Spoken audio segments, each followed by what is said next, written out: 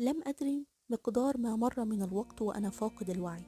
أيقظتني هزة أمالت جسدي جانبا حتى أوشك على السقوط، ثم أعادته إلى وضعه مرة أخرى. اعتدلت في جلستي بصعوبة بفعل الألم وشدة الاهتزاز، وتلفت حولي فأدركت أني محمولا على هودج أرخيت سدوله. أصدرت الناقة حنينا خافتا وكأنها قد شعرت بعودة دبيب الحياة في راكبها. تحسست جسدي وكأنني أتيقن من أنني ما زلت حيا سليما. ثم تلفت حولي كي أتأكد من موضعي.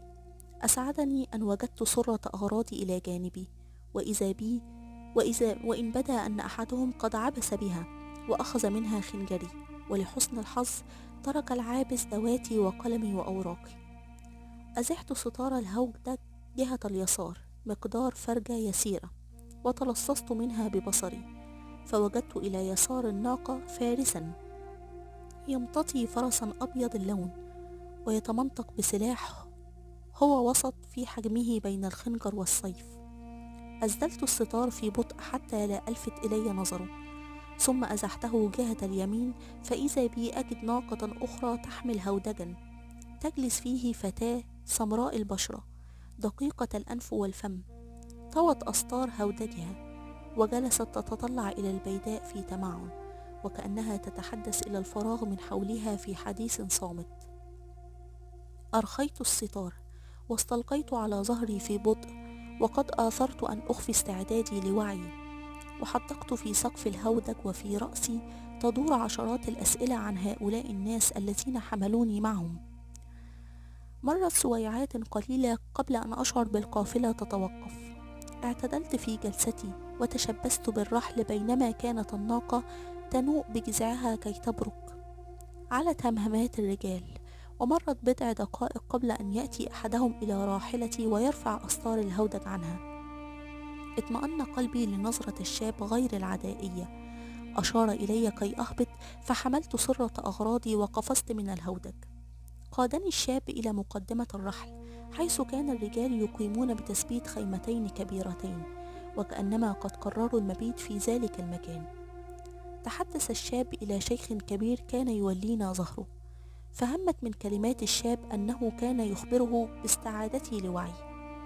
التفت الشيخ نحوي وتلاقت أعيننا، فمست نظرة عينيه موضعا في ذاكرتي لم تطمسه الأيام رغم مرور السنين، وعرفت فيها نظرة شيخ الأعراب عابر الذي استضاف أبي في رسة منذ سنين. وتعجبت من أحوال القدر معي. أردت أن أحقق حلم أبي في دخول الأرض المقدسة، فإذا به يأتيني في المنام كي يصرفني عنها. وأردت أن أفر بنفسي من الهلاك، فإذا بالشيخ الذي أجار أبي في زمن الفتنة يجيرني أنا أيضا من الهلاك في البرية. وبعد أن ذكرت الشيخ بنفسي دعاني إلى الخيمة التي انتهى الرجال من نصبها، وجلست إليه كي أقص عليه ما فعلته بالسنون.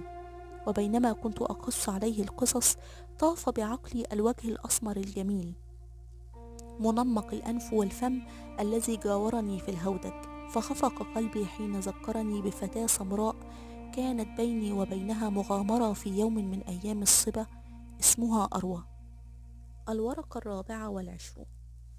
أعادت تلك الليلة إلى قلبي شعورا بالدفء انقطع منذ خروجي إلى النسل.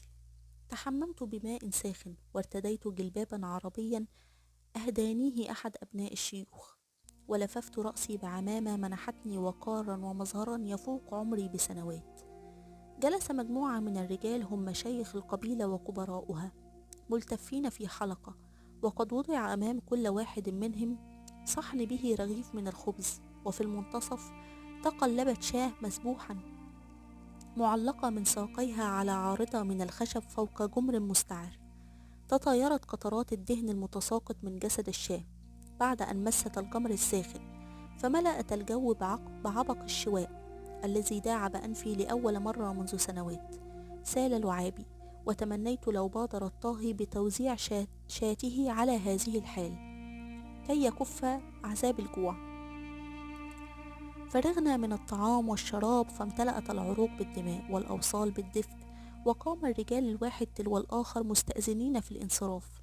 كان الواحد منهم ينحني على يد الشيخ عابر فيقبلها ثم ينصرف غير مستأنس الحديث. فكنت أتعجب من هذا الإكبار والاحترام الذي يظهره هؤلاء القوم لشيخهم، وأقارنه بسلوك بني إسرائيل مع نبي الله موسى.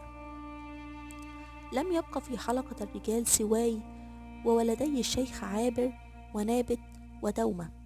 علمت فيما بعد أن أباهما قد أسماهما على اسم ولدي إسماعيل تيمنا به، وكانت أروى هي ابنة الشيخ نابت الصغرى وأصغر أحفاد الشيخ عابر. هممت بالانصراف وقمت من مجلسي وأردت أن أنحني كي أقبل يده، ولكنه منعني بأن أمسك كفي وسحبها كي أجلس إلى جواره. فهم نابت ودومة بأن الشيخ يريد الحديث إلي فانصرفا بعد أن قبلا يديه.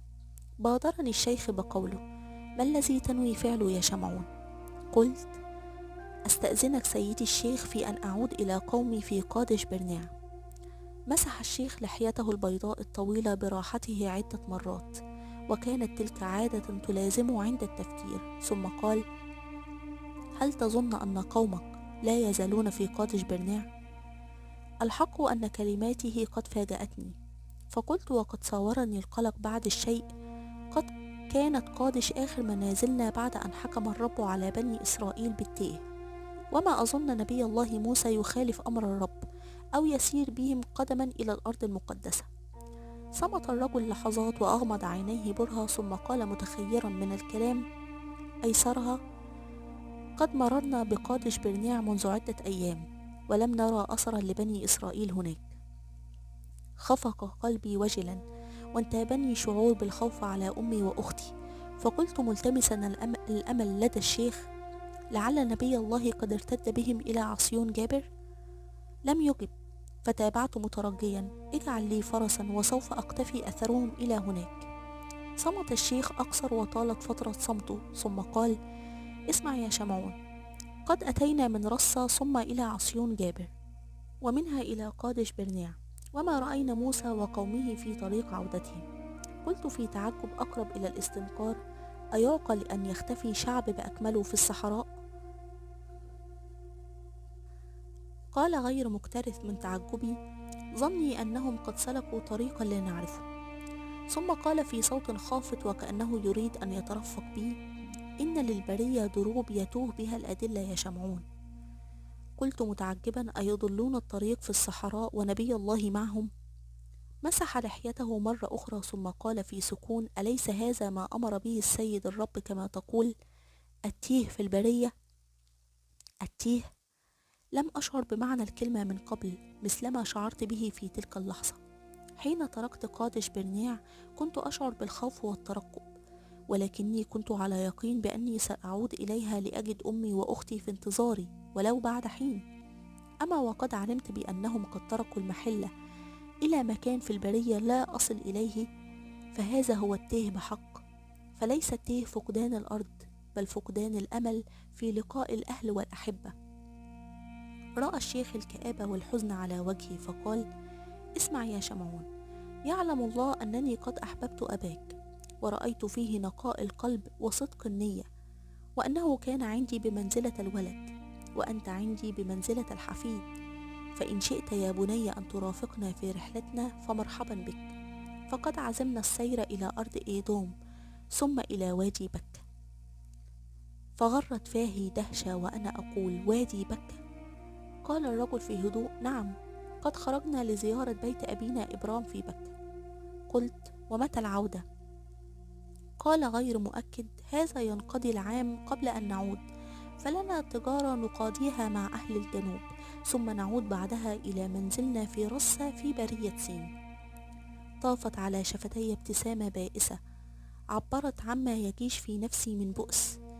يا لعبث الأقدار معي، أفقد أبي بالموت كمدا، ثم أفقد أمي وأختي في التيه، كل هذا من أجل الوصول إلى الأرض المقدسة، ثم ينتهي بالمطاف في وادي بكة. قلت للشيخ الجليل وأنا أتنهد في عمق: أشكرك سيدي الشيخ، قد تركت قومي أملا في الوصول إلى الأراضي المقدسة، فأما وقد فقدتهم في الصحراء إلى الأبد. فلا سبيل لدي إلا لتحقيق حلمي وحلم أبي. توقعت أن ينصحني بعدم الذهاب خوفا علي من بطش الكنعانيين، ولكنه صمت مرة أخرى، وطالت فترة صمته وهو مغمض العينين قبل أن يقول: لماذا تريد الذهاب إلى الأرض المقدسة يا بني؟ قلت: هي أرض الآباء والأجداد التي وعدنا الله بحكمها. قال في هدوء: أي آباء وأي أجداد يا بني؟ ما كان آباؤنا حكاما ولا ملوكا، فقد جاء أبونا إبرام إلى تلك الأرض لاجئا من أور، فارا بدينه من ظلم حاكمها وبطشه، فدعا الناس إلى عبادة الرب الواحد الأحد وترك الشرك والمعاصي.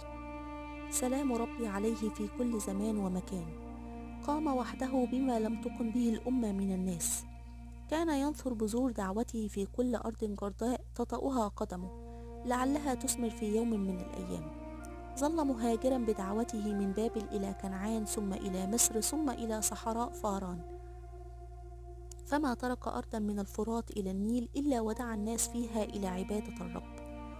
تذكرت بعضا مما قاله أبي لي عن وعد الرب لنا بالأرض المقدسة، فقلت: ألم يقل الرب لأبينا إبرام: لنسلك اعطي هذه الأرض؟ ابتسم، فرأيت أسنانه كاملة في ضوء النار رغم عمره الذي جاوز 60، ثم قال: نعم يا بني، كي يكونوا دعاة للرب لا ليحكموها.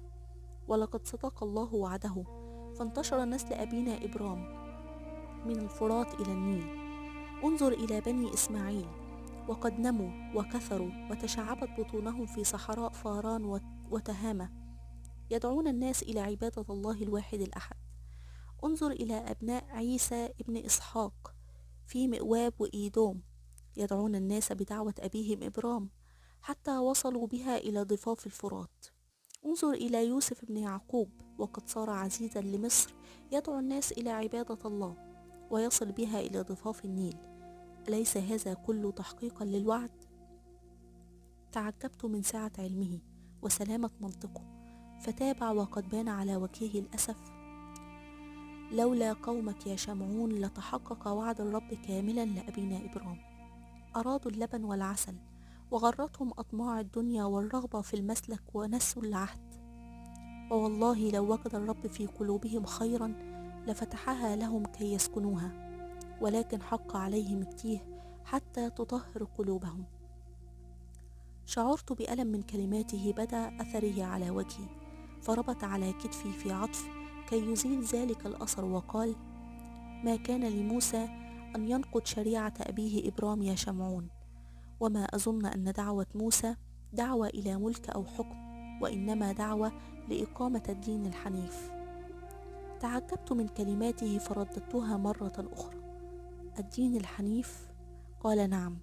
ثم لمعت عيناه في عتمة الليل وهو يقول في جد: أن نعبد الله الواحد الخالق السرمدي الذي لا تناله الحواس ولا يفضي إليه مخلوق، الحي في كل شيء والقيوم عليه، الذي يملأ نوره السماوات والأرض وجميع المخلوقات، وأن نسبح له في الليل والنهار، وأن ندعو الناس إلى عبادته. شعرت برعدة من كلماته وقلت متعجبا: أهذه شريعتكم؟ بل شريعة أبينا إبراهيم، وهذا ما أتى به أيضا أبونا آدم وشيث وإدريس من قبله. قلت وما زلت على عجبي وإعجابي بما يقول: وأين التكليفات والتبعات، وأين الزواجر والنواهي؟ قال في يسر: كلفنا بأن نفعل الخير أينما كان وكيفما كان، وأن نترك الشر أينما كان وكيفما كان. كانت كلماته كماء بارد صب على رأسي في ليلة باردة، فأفقت على حقيقة أذهلتني، وهي أنني قد لبست عمري كله بين بني إسرائيل وبين أظهرنا نبي مرسل، ومع ذلك لم يتسنى لي فهم حقيقة عبادتنا. لم تكن الشريعة في نظري سوى تكليفات لا تطاق وزواجر لا تنتهي. لم أرى من صفات الله التي عددها هذا الرجل سوى صفة القوة والجبروت. حتى أسماء الله التي كنا ندعوه بها في صلاتنا كانت كلها أسماء توحي بقدرته وقوته، فهو ياهوه العلي، وهو إيال القادر، وهو إلوهيم المتجبر. وما علمت له من صفات أخرى. كنت أشعر دائما بأنني أخشى من الرب إلهنا إله بني إسرائيل، ولكنني لم أحبه. فما بال هذا الرجل يتحدث بهذا الوجد والحب عن إله هو القادر على سحقه وعذابه؟ قلت له وقد ارتعش صوتي بعد الشيء: أما تخشى من إلهك؟ ابتسم فرأيت أسنانه مرة ثانية، ثم قال: أخشاه خشية العبد أن يعصي سيده، وأخشاه خشية المحب أن يغضب حبيبه. لم أطق صبرا فقلت: إن كان هذا هو إله بني إسرائيل أيضا، فلماذا يتجلى علينا بجبروته ولا يتجلى علينا برحمته؟ صمت برهة ثم قال: هو يتجلى علينا كيفما نرى. قد عميت أعينكم عن رؤية رحمته حين أنجاكم من فرعون، وحين أنجاكم من الهلاك في البرية، وتكبرتم على أوامره، فحق عليكم أن تروا كبرياءه وجبروته. هو يتجلى علينا كيفما نرى. قد عميت أعينكم عن رؤية رحمته حين أنجاكم من فرعون، وحين أنجاكم من الهلاك في البرية، وتكبرتم على أوامره، فحق عليكم أن تروا كبرياءه وجبروته كي تذكروا نعمته عليكم. انقطعت الأسئلة في رأسي، وشعرت بأني أريد أن أستعيد كل كلمة قالها الشيخ عابر وحدي، وأحس هو بذلك، فقال: حسنا يا شمعون، قم يا بني كي تنام. سنمكث هنا بضعة أيام للتزود بالماء والراحة، وسنرحل بعدها إلى موائب، فإن شئت رافقتنا، وإن شئت أهديناك فرسا وزادا كي تبحث عن قومك ولتتخير وجهتك التي كتبها الله عليك. قمت من مجلسي فقبلت يده قبلة إجلال واحترام، ثم انصرفت إلى خيمتي، وما إن جلست وحدي حتى أخرجت الدواء والقلم، وسطرت على صفحة فارغة 3 كلمات: الله الحي القيوم. الورقة 25. أيقظني نور الصباح بعدما ارتفعت الشمس إلى منتصف السماء، ولم يسبق لي أن نمت إلى تلك الساعة في يوم من الأيام منذ تركت قادش برنيع، ولعل السبب في ذلك هو أني مكثت إلى ساعة متأخرة في الليل أسترجع حديثي مع الشيخ عابر كلمة كلمة، حتى امتلأت رأسي بأسئلة لا حصر لها، ولم أجد لها جوابا سوى النوم. وساعدني امتلاء بطني بعد ذلك العشاء الدسم على نوم لا تعكر صفوه قرصات الجوع أو زنة الأفكار. خرجت من الخيمة فلم أجد سوى بضعة حراس من رجال القافلة، وكلبين يمرحان في كثيب من الرمال في سعادة، وكأنما علم أن الوقت وقت له قبل أن يبدأ الشقاء. صارت فراشة ملونة الأجنحة أمام وجهي فأفزعتني، ثم حطت على الأرض أمامي في سكون وطمأنينة. جسوت على ركبتي أتطلع إلى ألوانها المبهرة، وتعجبت كيف جاءت هذه الفراشة إلى الصحراء. حركت جناحيها في الهواء وكأنها تستعد للانطلاق، ثم طارت متأرجحة في الهواء واختفت بين الخيام. تجولت في النزل الساكن إلا من أصوات البعير ونباح الكلبين، وقد شرد خيالي في ذكريات نزلنا المفقود. جلبت الذكريات إلى قلبي وجدا وحنينا إلى أمي، ووخزتني بشوكة الندم في صدري، فتنهدت تنهيدة ظفرت معها همومي الجاسمة على صدري. لفتت زفرتي انتباه أحد الحراس فنظر إلي، توجهت نحوه ثم سألته: أين ذهب الجميع؟ أشار إلى كثيب الرمل وقال: ذهبوا خلف التل، فقد عثر الأدلة على بئر غار ماؤها، فخرج الرجال لإعادة حفرها وبنائها. تعجبت مما قال، فما الذي يدفع قوم رحالة إلى حفر بئر في موضع لن تطول إقامتهم به سوى بضعة أيام؟ ترددت ما بين العودة إلى الخيمة أو السير إلى ما وراء التل لألحق بالرجال. كدت أحسم أمري وأسير إلى جهة التل، لولا أن سمعت صوتا أنثويا يأتي من داخل إحدى الخيام يصيح على طفلة خرجت مهرولة من باب الخيمة يقول: عودي يا تيماء. كانت الطفلة حديثة عهد بالجري، تبدو وهي تهرول نحوي في سعادة ككرة تتدحرج على الأرض. كادت أن تصطدم بي، فالتقفتها بيدي قبل أن تتعثر وحملتها إلى صدري. خرجت صاحبة الصوت فوجدتها هي أروى. لم تتوقع أن ترى ضيف النزل في تلك اللحظة فارتبكت. كانت في رداء نومها مكشوفة الجيد والرأس، ينسدل شعرها الفاحم على كتفيها، وتتراص خصلات شعرها فوق جبهتها في نعومة، وكأنها غرة مهرة بديعة.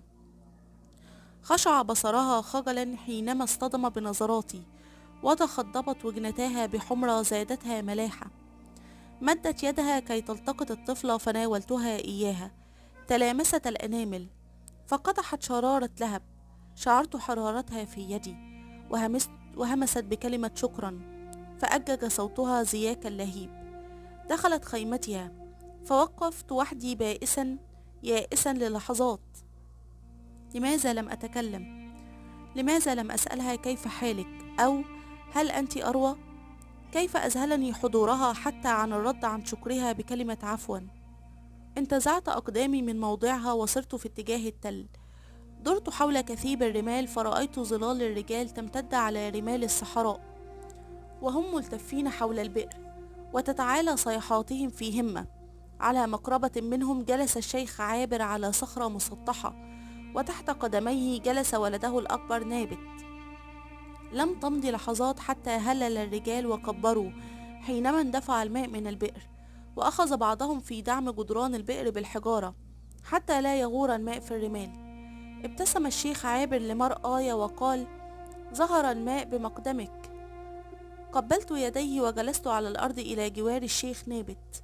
ملأ الرجال العديد من الجرار والقرب، وكشف بعضهم عن صدورهم وأخذوا يصبون الماء فوق رؤوس بعضهم البعض.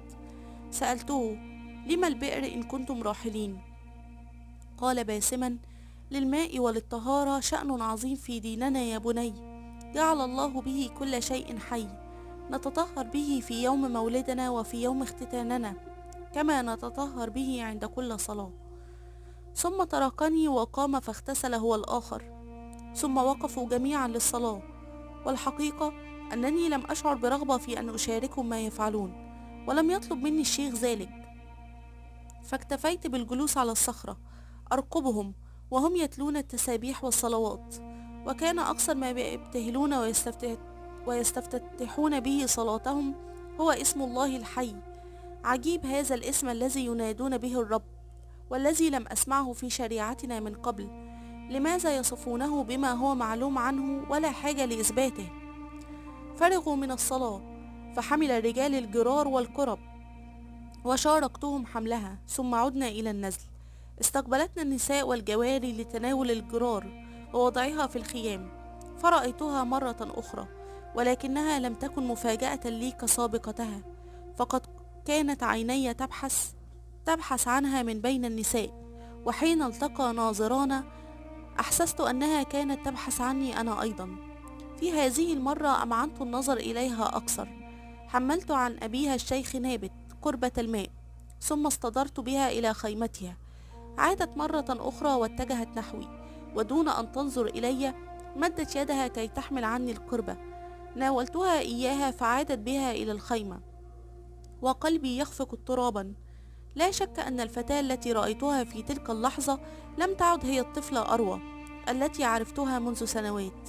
لقد تفتحت براعمها وأظهر مبسمها، وفاح منها رحيق بكر كنت أتنفسه كلما اقتربت مني، فيشتعل قلبي اضطرابا.